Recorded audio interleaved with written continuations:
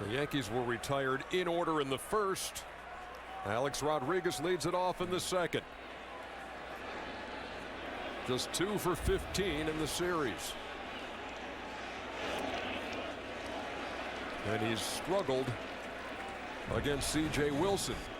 Just 1 out of 16 in his career. He's been 0 for 12 in the entire postseason against left-handed pitching. Something that it's hard for me to fathom, John. I agree.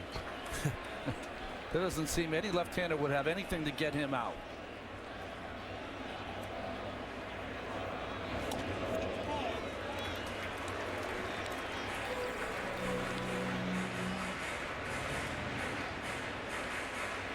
Why is that? He just looks like he's locked in for that ball, middle of the plate in. Anything away, he can handle the right field because of the short porch. But they've moved his feet enough, thrown it under his chin enough to keep him off some of those fat pitches. The 2 RBIs he does have in this series were huge. They came in that Game 1 rally in the 8th inning when he hit a bullet past Michael Young.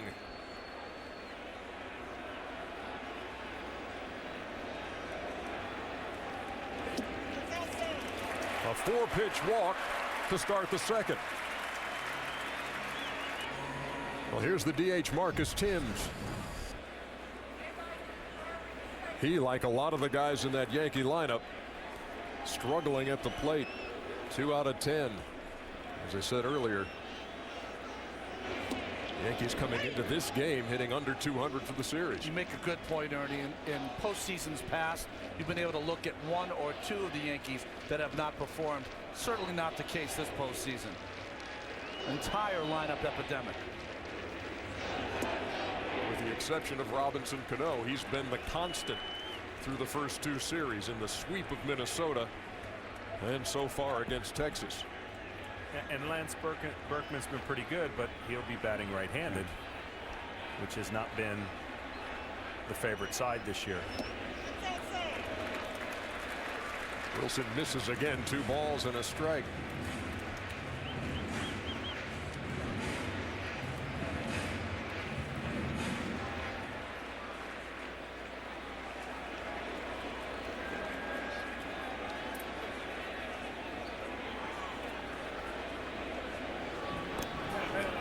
Courtesy throw over there to Alex Rodriguez, who will occasionally steal a big base in a big situation, but very rarely do you see him go in this situation unless Joe Girardi is starting to spin the dials and thinking about a hit and run here and there.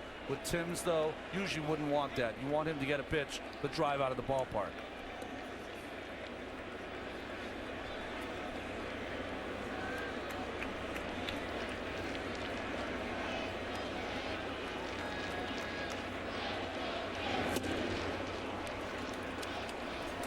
Thames couldn't catch up to it. 2 balls and 2 strikes with Rodriguez at first. We are in the bottom of the second.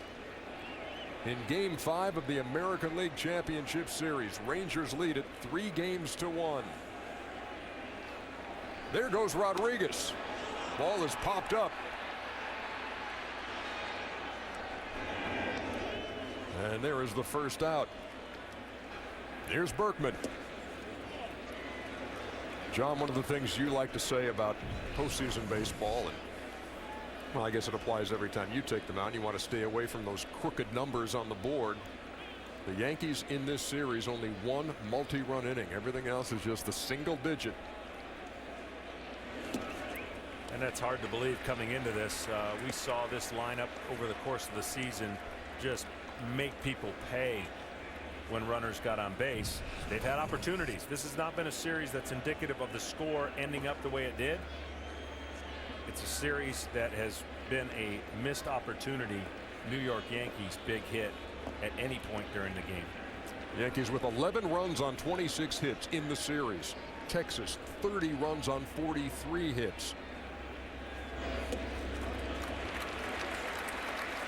And the Ranger road numbers are just off the charts. And this again, a team, the only one in the American League playoff field that was under 500 on the road. They're 5-0 in the postseason, 34 to 5 they've outscored opponents, and their team ERA 1 in those 5 road games. A lot of it due to that guy, Cliff Lee. Berkman draws the 1-out walk, and they're at first and second. And Mike Maddox has an appointment with C.J. Wilson. The Rangers had a runner in scoring position in the top half of this inning. Could not advance him. The Yankees have Alex Rodriguez at second and Lance Berkman at first for Jorge Posada. Wilson walked 93 hitters in the regular season, the most in the American League.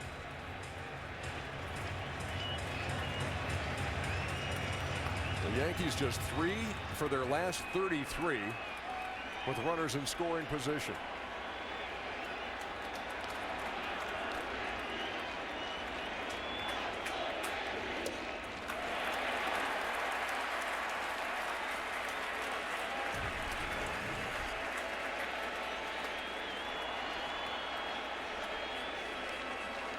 And that number after the 3 for 6 start to this series.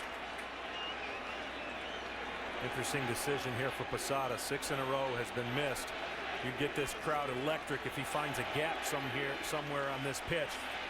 He's got to square up. The only pitch he's got to hit is a fastball down the middle. If it's not, see if CJ can continue to work himself into trouble. Posada has not knocked in a run in this series. Here is an opportunity. Into left field. Rodriguez around third. He'll be waved. The throw to the plate. He is safe. And the Yankees lead it 1-0.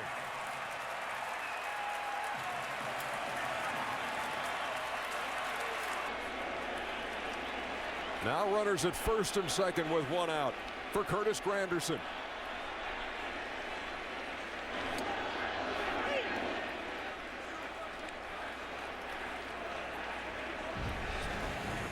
We talked about the left-handed hitters. There were 4 for 7 in game 1. You got back-to-back left-handed hitters coming up. You've been struggling finding the plate. He went strike 1 on Granderson. Got to find a way to get these 2 guys out and only keep that to 1 run.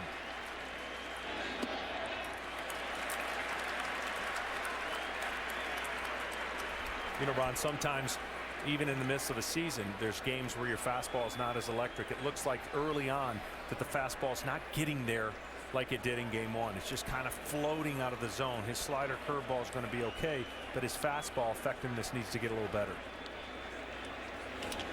That ball is toward right center, and it'll fall for a hit.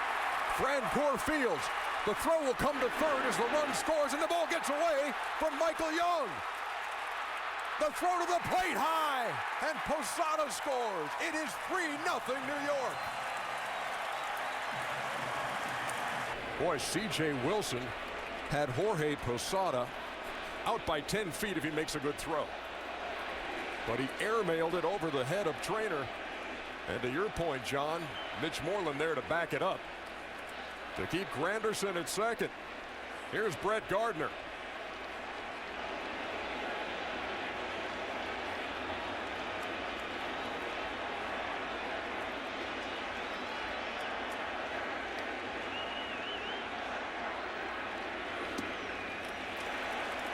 This is a good sign for the Yankees. Playing this Texas team for 5 days. They've had to listen about how they play baseball, stay in the moment, played perfect baseball. Well, you don't always play perfect baseball, especially it puts some pressure on them, which they've done this inning.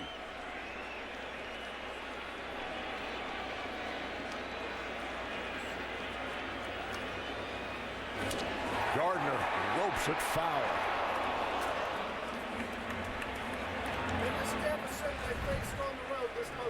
Here again, a look at Granderson's at bat. Francoeur's got a great arm.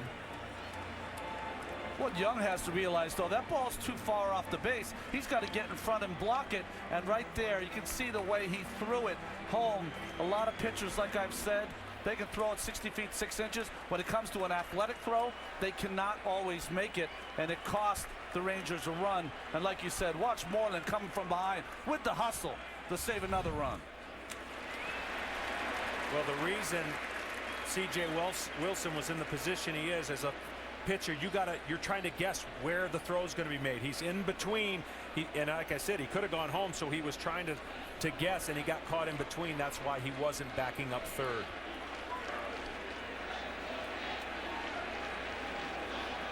Two balls and a strike to Gardner.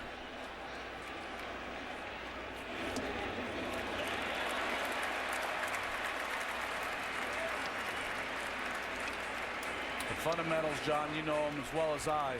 If you're a pitcher in that situation, you go halfway between home and third base. You try to read the outfielder, and you bust your butt over there to try to be in the right position.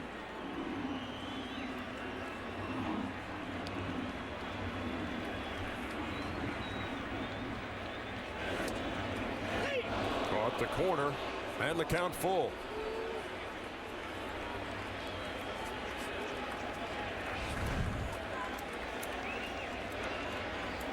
Got the benefit of a little bit of a tailing fastball, cut fastball. Run the count full.